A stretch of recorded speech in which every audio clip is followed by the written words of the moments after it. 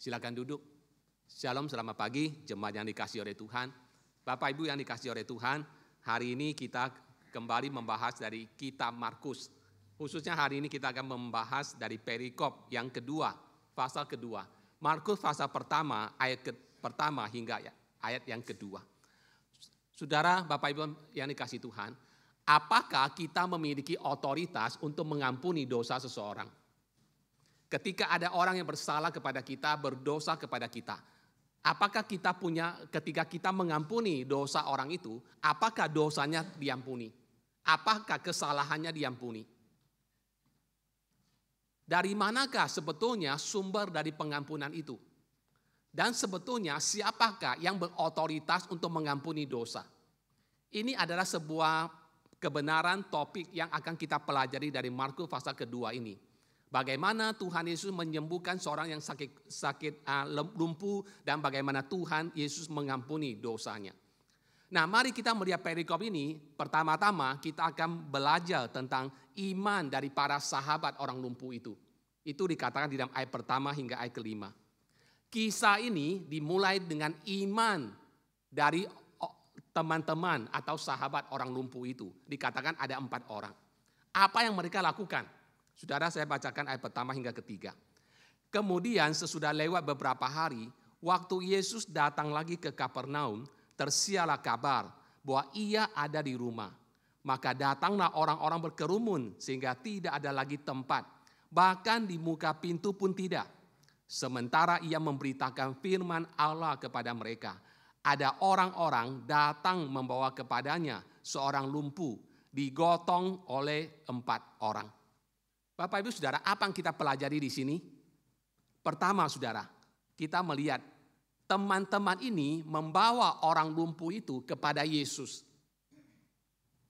Iman dari teman-teman orang lumpuh itu dinyatakan dengan membawa temannya yang sedang sakit lumpuh itu ke hadapan Tuhan Yesus. Bapak Ibu Saudara, ingat bahwa orang yang sakit ini sakit lumpuh. Artinya apa? Ia tidak bisa berjalan, ia tidak bisa pergi ke tempat di mana Yesus berada dengan sendirinya. Kita tidak tahu Saudara berapa lama orang ini sudah sakit.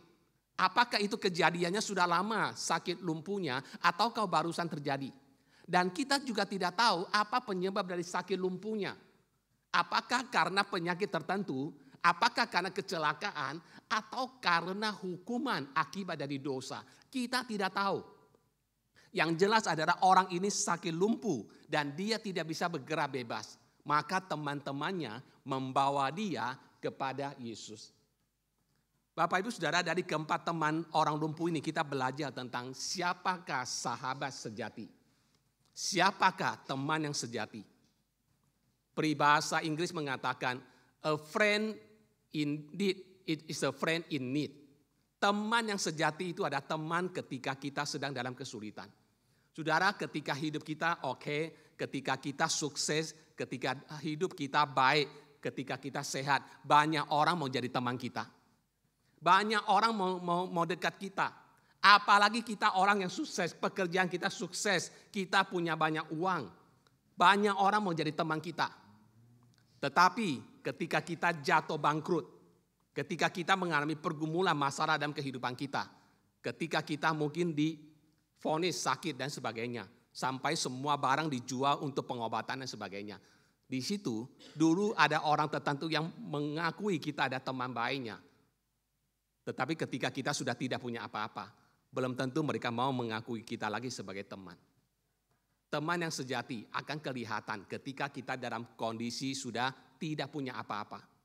Ketika kita sudah tidak punya apa-apa, di situ baru kita bisa melihat siapakah teman baik kita, siapakah teman sejati kita. Dan teman dari orang lumpuh ini juga bisa menjadi sebuah cermin buat kita melihat kita termasuk teman yang macam apa. Apakah kita adalah orang yang menjadi teman bagi orang lain?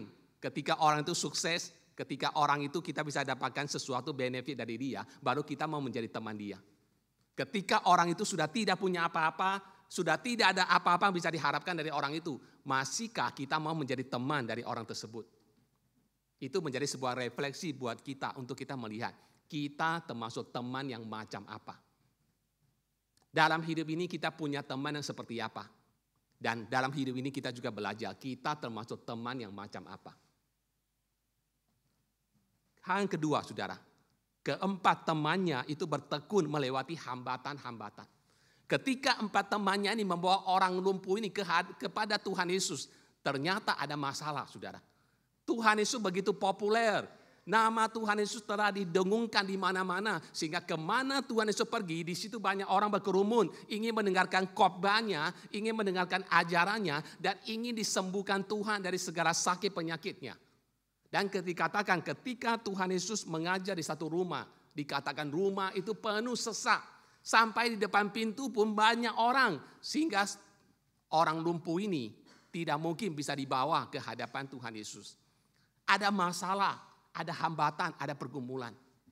Tetapi di sini kita melihat hal yang kedua yang kita bisa pelajari dari teman-teman orang lumpuh ini, saudara. Pertama, mereka menggotong orang lumpuh ini kepada Tuhan Yesus. Kedua, ketika mereka menghadapi masalah, hambatan di depan mata mereka, mereka berusaha bertekun untuk mengatasi hambatan atau masalah itu. Saudara, kesulitan apa yang mereka hadapi? Pertama, saudara, ketika mereka tahu teman mereka lumpuh, tidak bisa berjalan, mereka mengatakan tidak apa-apa, kami akan menggotong dia. Kita tidak tahu berapa lama mereka membawa orang lumpuh itu dari rumahnya sampai ke tempat di mana Yesus berada. Alkitab tidak mencatat. Tetapi menggotong orang lumpuh untuk menempuh sebuah perjalanan yang cukup jauh, itu tidak mudah. Kedua, ketika sudah sampai ke tempat di mana Tuhan Yesus berada, ternyata ada orang-orang yang berkerumun di rumah itu. Mereka tidak putus asa. Mereka berkata, tidak apa-apa, kita akan mencari jalan untuk masuk. Lalu ketika mereka menemukan, mereka tidak bisa masuk melalui pintu. Mereka tidak putus asa. Mereka berkata, tidak apa-apa, kita akan memikirkan jalan yang lain, pintu masuk yang lain. Dan saudara, Bapak Ibu yang dikasihi Tuhan, mereka berhasil melakukannya. Ayat keempat. Tetapi mereka tidak dapat membawanya kepadanya karena orang banyak itu. Lalu mereka membuka atap yang di atasnya. Sesudah terbuka, mereka menurunkan tilam tempat orang lumpuh itu terbaring. Saudara, rumah pada waktu itu di daerah Palestina bukan seperti rumah yang ada umumnya hari ini kita temukan. Rumahnya seperti atapnya miring demikian. Di daerah Palestina, rumah-rumah itu ada kotak-kotak. Kotak. Jadi di atas itu bentuknya kotak. Cuma ada palang-palang kayu sebagai atapnya, lalu ditutupi dengan tanah liat atau lumpur untuk ditutupi. Dan di samping rumah, setiap rumah orang Israel umumnya punya tangga untuk naik ke atas. Jadi waktu summer, biasanya kalau dinner, mereka itu makannya bukan di dalam, kan di bawah panas. Mereka duduk di atas untuk makan bersama. Ketika teman-teman ini mendapati kesulitan, tidak bisa membawa orang lumpuh ini ke hadapan Tuhan Yesus, apa mereka lakukan? Mereka naik ke atap. Lalu mereka mulai menggali atau menyingkirkan tanah liat ataupun lumpur yang menutupi atap tersebut. Lalu mulai membongkar palang-palang kayu yang ada. Lalu dengan tilam, dengan tali, orang lumpuh itu diturunkan ke depan Tuhan Yesus. Kita bisa membayangkan kekacauan, kehebohan yang terjadi, saudara. Yesus sedang asik mengajar. Tiba-tiba dari atas kelihatan ada debu yang berjatuhan. Ada debu yang berjatuhan, lumpur yang berjatuhan. Dan tiba-tiba ada orang lumpuh yang diturunkan ke depan Tuhan Yesus. Apa yang kita lihat di sini, saudara? Di sini sekali lagi kita belajar tentang ciri dari seorang sahabat yang sejati. Seorang sahabat yang sejati bukan hanya tidak meninggalkan kita waktu kita punya kesulitan. Tidak hanya meninggalkan kita waktu kita sudah tidak punya apa-apa. Tetapi seorang sahabat yang sejati juga adalah seorang yang mau repot, yang mau berkorban untuk kita ketika kita sedang dalam kesulitan. Itu ciri sahabat yang sejati. Dan juga pertanyaannya ada refleksi untuk kita. Kita termasuk teman yang macam apa? Apakah kita mau menjadi teman yang juga mau berkorban, yang mau repot ketika orang yang kita anggap sebagai teman itu sedang dalam kesulitan, sedang dalam masalah. Saudara, 4 orang sahabat dari orang lumpuh ini, saudara, Bukan hanya tetap menjadi sahabat dari temannya yang sedang sakit lumpuh. Tidak ditinggalkan. Orang lumpuh itu saudara, nanti kita akan melihat berikutnya saudara. Bukan hanya punya pergumulan, yaitu kakinya tidak bisa jalan karena dia lumpuh. Tetapi sebetulnya dalam hatinya juga ada sebuah pergumulan yang berat. Ada dosa yang menjadi beban dalam dirinya. Kesepian. Tetapi di dalam kondisi demikian, teman-temannya tidak meninggalkan dia. Teman-temannya membawa dia kepada Tuhan Yesus. Selain itu kita belajar bukan hanya membawa dia kepada Tuhan Yesus. Ketika menghadapi kesulitan, ketika menghadapi tantangan, ketika menghadapi hambatan, mereka tidak putus asa. Mereka berusaha untuk bertekun mencari jalan keluar. Tidak mau, tidak takut direpotkan untuk menolong sahabatnya. Barangkali konteks kita hari ini ketika kita sudah tidak punya apa-apa, ketika kita sakit dan sebagainya. Teman kita yang mau berkorban bagi kita. Mungkin Sabtu Minggu dia antar kita ke dokter. Antar kita ke rumah sakit. Secara berkala suplai makanan buat kita. Bahkan bantu jaga anak kita, antarin ke sekolah. Bahkan secara finansial membantu kita di tengah-tengah keterpurukan kita.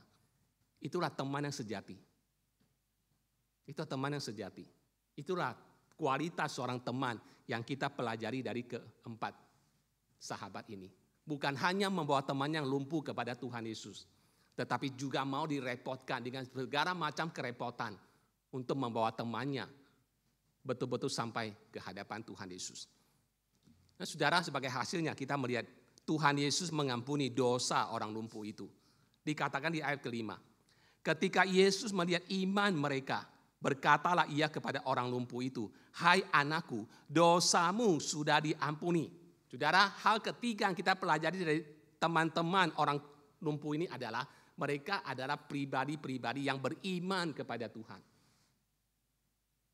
Mereka bukan hanya adalah seorang sahabat sejati, teman yang baik, yang tidak meninggalkan temannya ketika temannya terpuruk, yang tidak meninggalkan temannya ketika temannya sakit, yang tidak meninggalkan temannya ketika temannya tidak punya apa-apa. Tapi mereka juga ada pribadi yang memiliki iman kepada Tuhan. Itulah sebabnya mereka membawa temannya yang lumpuh ini ke hadapan Tuhan, supaya Tuhan Yesus bisa menyembuhkan orang lumpuh ini. Tetapi Bapak Ibu Saudara, jawaban Tuhan mungkin sebuah jawaban yang di luar ekspektasi mereka. Ketika Yesus melihat iman mereka, berkatalah ia kepada orang lumpuh itu, "Hai anakku, dosamu sudah diampuni." Sebetulnya apa yang mereka harapkan? Yang mereka harapkan adalah ketika mereka sudah susah payah membawa orang lumpuh itu ke hadapan Tuhan Yesus, yang mereka harapkan adalah Tuhan Yesus menyembuhkan, menjamah orang lumpuh itu supaya dia sembuh, bisa berjalan lagi. Tapi ternyata Tuhan Yesus melakukan sesuatu yang di luar perkiraan. Tuhan Yesus berkata apa? "Hai anakku, dosamu sudah diampuni." Apa sebetulnya maksud Tuhan di sini, saudara? Di sini saudara, ketika Tuhan Yesus melihat iman dari teman-teman orang lumpuh itu, dan ketika Tuhan Yesus melihat iman dari orang lumpuh itu, Tuhan Yesus sense something. Tuhan Yesus memahami satu hal yang penting, saudara. Kebutuhan dari orang lumpuh itu bukan sekedar untuk disembuhkan dari kelumpuhannya. Itu memang kebutuhan. Tetapi Tuhan Yesus melihat ada satu kebutuhan yang lebih utama daripada sekedar kesembuhan fisik, yaitu apa? Pengampunan dosa. Tuhan Yesus tahu orang lumpuh itu sedang memiliki sebuah beban pergumulan yang dalam hatinya. Dia rindu bagaimana dia bisa diperdamaikan dengan Tuhan. Dia rindu bagaimana dosa, guilty feeling yang ada di dalam hatinya itu bisa diangkat, itu bisa dipulihkan, itu bisa diampuni oleh Tuhan. Maka sebelum Tuhan Yesus menyembuhkan dia dari sakit lumpuhnya, Tuhan Yesus terlebih dahulu mengampuni dosanya. Mengapa? Karena itu kebutuhan dia yang utama. Pertanyaan yang muncul adalah, apa kaitan antara sakit penyakit dengan dosa? Ini sebuah pertanyaan yang seringkali ditanyakan orang, termasuk orang Kristen. Apa hubungan antara dosa dengan sakit penyakit, saudara? Bapak Ibu Saudara, sakit penyakit itu sumbernya adalah dosa. Karena ada dosa di dunia ini, maka ada sakit penyakit di dunia ini. Kita mengalami sakit penyakit itu sebagai akibat konsekuensi dari manusia sudah jatuh di dalam dosa. Tetapi kita mesti mengingat satu hal, bahwa tidak semua sakit penyakit itu disebabkan oleh dosa. Jadi jangan terlalu mudah menghakimi karena orang sakit langsung kita vonis, oh dia sakit, apalagi sakitnya parah, itu karena dia berdosa. Tidak, saudara. Tidak semua sakit penyakit itu karena akibat atau konsekuensi dari dosa. Tetapi memang Alkitab mengajarkan ada penyakit, sakit penyakit yang memang akibat dari dosa. Barangkali itu adalah salah satu contohnya ada perikop ini. Itulah sebabnya sebelum Tuhan Yesus menyembuhkan sakit lumpuhnya, Tuhan Yesus lebih dahulu mengatakan dosamu sudah diampuni. Tetapi yang pasti kita tidak tahu.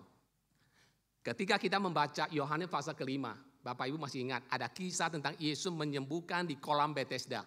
Ada orang yang sakit lumpuh selama 38 tahun. Sakit lumpuh. Ketika kolam itu bergolak airnya, orang yang pertama masuk ada kepercayaan waktu itu bahwa orang yang pertama masuk ke kolam itu akan sembuh dari sakitnya, apapun sakitnya.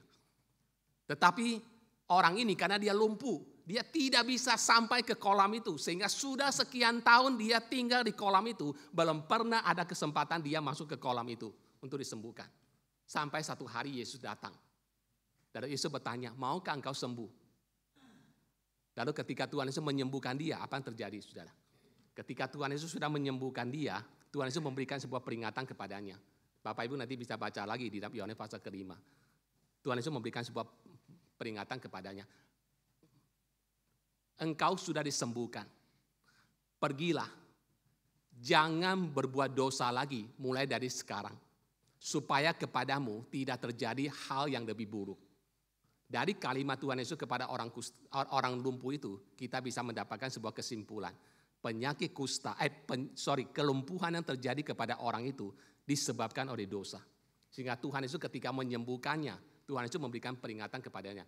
Pergi, jangan berbuat dosa lagi, supaya kepadamu tidak terjadi lagi hal yang lebih buruk. Ada dosa, ada penyakit yang memang disebabkan oleh dosa. Tapi tidak semua penyakit itu disebabkan oleh dosa. Nah, Bapak Ibu yang dikasihi oleh Tuhan. Dari sini yang bagian pertama di sini kita belajar tentang kegigihan, ketekunan, iman dari teman-teman orang lumpuh itu. Sehingga mereka membawa sahabatnya kepada Tuhan Yesus. Dan kita juga melihat iman dari orang lumpuh itu. Sehingga Tuhan Yesus mengampuni dosanya. Karena itu adalah kebutuhan yang utama. Tetapi apa yang Tuhan Yesus katakan dan apa yang Tuhan Yesus lakukan. Itu menimbulkan sebuah keberatan. Atau menimbulkan sebuah komplain daripada pemimpin agama waktu itu. Ayat ke-6 dan ayat ke-7. Tetapi di situ ada juga duduk beberapa ahli Taurat. Mereka berpikir dalam hatinya, mengapa orang ini berkata begitu? Ia menghujat Allah. Siapa yang dapat mengampuni dosa selain daripada Allah sendiri? Saudara, apa yang dilakukan oleh orang-orang Farisi ini? Mereka menuduh Tuhan Yesus itu menghujat Allah. Mereka berkata, siapa yang dapat mengampuni dosa selain daripada Allah saja? Kalimat ini ada kalimat retorika, artinya tidak butuh jawaban. Jawabannya sudah pasti, tidak ada yang bisa mengampuni dosa kecuali Allah. Hanya Allah yang bisa mengampuni dosa. Daud di dalam Mazmur 130 ayat ke-3 dan ke-4 berkata demikian. Jika engkau ya Tuhan mengingat-ingat kesalahan-kesalahan, Tuhan, siapakah yang dapat tahan? Tetapi padamu ada pengampunan supaya engkau ditakuti orang. Saudara, mengapa hanya Tuhan yang sanggup mengampuni dosa? Karena sebetulnya setiap dosa yang kita lakukan itu ada dosa yang langsung ditujukan kepada Tuhan dan kepada hukumnya. Setiap kali kita berbuat dosa, maka dosa yang kita lakukan ada dosa yang langsung ditujukan kepada Tuhan dan kepada hukum-hukumnya. Memang ketika kita berbuat salah, berbuat dosa, ada orang di sekitar kita menjadi korban. Tetapi sesungguhnya pada hakikatnya ketika kita berbuat dosa, maka dosa itu ada dosa yang langsung kita tujukan kepada Tuhan. Saudara masih ingat peristiwa perselingkuhan yang dilakukan oleh Daud dengan Bathsheba. Ketika Daud melakukan perselingkuhan dengan Bathsheba, siapakah yang dikorbankan? Siapakah yang dirugikan? Pertama, Bathsheba, dia menjadi korban. Kedua, Uria, suami dari Bathsheba, dia menjadi korban. Ketiga, seluruh umat Israel menjadi korban. Karena Daud tidak lagi memerintah dengan kebenaran, keadilan sesuai dengan tuntutan hukum Taurat. Tetapi Bapak Ibu Saudara perhatikan, ketika Daud ditegur atas dosa yang dilakukannya, dia menulis sebuah mazmur pengakuan dosa. Apa yang dia nyatakan dalam mazmur itu ketika dia mengaku dosa? Di dalam Mazmur 51 ayat keempat, Daud berkata demikian. Terhadap engkau sajalah aku telah berdosa dan melakukan apa yang kau anggap jahat, supaya ternyata engkau adil dalam putusanmu, bersih dalam penghukumanmu. Saudara, mengapa Daud berdoa demikian? Di dalam doa pengakuannya, hal yang pertama-tama dia nyatakan adalah dia langsung tahu bahwa sebetulnya ketika dia berbuat dosa, orang yang pertama yang dia sakiti itu adalah Tuhan. Maka dia langsung berkata, terhadap engkau, diulang lagi, terhadap engkau sajalah aku telah berbuat dosa dan melakukan apa yang engkau anggap salah. Setiap kali kita berbuat dosa, setiap dosa yang kita lakukan, pertama-tama yang menjadi korbannya, pertama-tama yang tersakiti, yang didukacitakan adalah Tuhan. Adalah Tuhan. Tuhan yang terluka oleh setiap dosa yang kita lakukan. Dan orang-orang Yahudi tahu akan hal ini. Orang Farisi tahu akan hal ini, saudara. Bahwa setiap dosa yang kita lakukan itu ada dosa yang langsung ditujukan kepada Tuhan. Kenapa? Karena hanya Tuhan yang bisa mengampuni dosa. Maka ketika Tuhan Yesus berkata, dosamu sudah diampuni, mereka beranggapan Yesus itu menghujat Allah. Tetapi Bapak Ibu Saudara, mari kita melihat poin yang terakhir. Tuhan Yesus memiliki otoritas untuk mengampuni dosa. Ayat ke-8 hingga ayat ke-12. Tuhan Yesus tahu apa yang ada di pikiran orang-orang Farisi, pemimpin agama waktu itu. Maka Tuhan Yesus memberikan sebuah pertanyaan di ayat ke-7, ayat ke-9 dan ke-9. Tetapi Yesus segera mengetahui dalam hatinya bahwa mereka berpikir demikian. Lalu ia berkata kepada mereka, mengapa kamu berpikir begitu dalam hatimu? Manakah lebih mudah mengatakan kepada orang lumpuh ini, dosamu sudah diampuni, atau mengatakan, bangunlah, angkatlah tilammu dan berjalan. Saudara, apa yang Tuhan Yesus lakukan? Pertama, Tuhan Yesus mengajukan sebuah pertanyaan. Pertanyaannya adalah, manakah yang lebih mudah untuk dikatakan? Perhatikan, Tuhan Yesus tidak mengatakan, manakah yang lebih mudah untuk dilakukan? Tuhan Yesus bertanya, mana yang lebih mudah untuk dikatakan? Dosamu sudah diampuni, atau mengatakan, bangunlah, angkatlah tilammu dan berjalanlah. Mana yang lebih mudah untuk dikatakan? Mudah bagi kita berkata kepada seseorang, dosamu sudah diampuni. Mudah untuk melakukan demikian, mengatakan demikian. Kenapa? Karena tidak ada buktinya. Tidak ada buktinya. Tidak ada perubahan tertentu yang terjadi ketika kita mengatakan kalimat demikian. Beda dengan ketika kita mengatakan, bangunlah, angkatlah tilammu dan berjalanlah kepada orang sakit lumpuh. Itu ada dua kemungkinan. Orang itu sembuh, bangkit berjalan atau tidak. Jadi Bapak Ibu Saudara, mana lebih mudah untuk dikatakan? Mengatakan bahwa dosamu sudah diampuni atau mengatakan bangunlah, angkatlah tilammu dan berjalanlah. Sudah jelas yang lebih sulit adalah mengatakan bangunlah, angkatlah tilammu dan berjalanlah. Karena orang akan segera mengetahui apakah kita punya otoritas atas perkataan kita atau tidak. Waktu saya berkata kepada orang lain, dosamu sudah diampuni. Enggak ada buktinya. Enggak perlu bukti apa-apa. Tapi ketika saya berkata kepada seseorang, bangunlah, angkatlah tilammu dan berjalanlah. Orang itu sakit lumpuh. Maka akan kelihatan hasilnya. Orang itu bangun, berjalan, sembuh atau tidak. Tetapi Tuhan itu menegaskan bahwa dia punya otoritas untuk mengampuni dosa dan menyembuhkan. Maka di ayat berikutnya, ayat ke-10.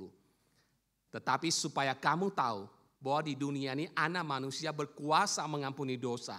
Berkatalah ia kepada orang lumpuh itu, kepadamu kukatakan, bangunlah, angkatlah tempat tidurmu dan pulanglah ke rumahmu. Dan orang itu pun bangun, segera mengangkat tempat tidurnya dan pergi keluar di hadapan orang-orang itu.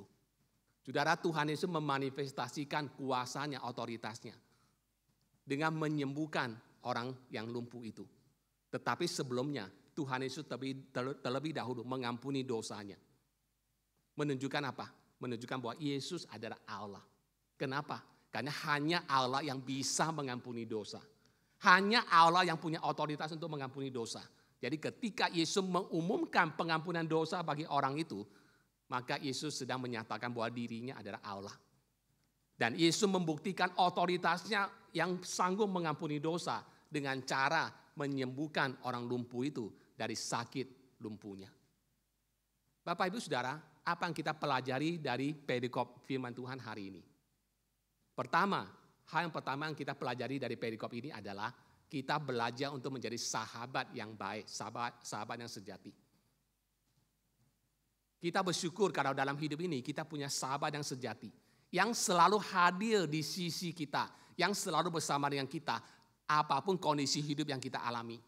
Waktu kita punya sesuatu, waktu hidup kita oke semua, kita punya teman yang mendampingi kita, selalu bersama dengan kita.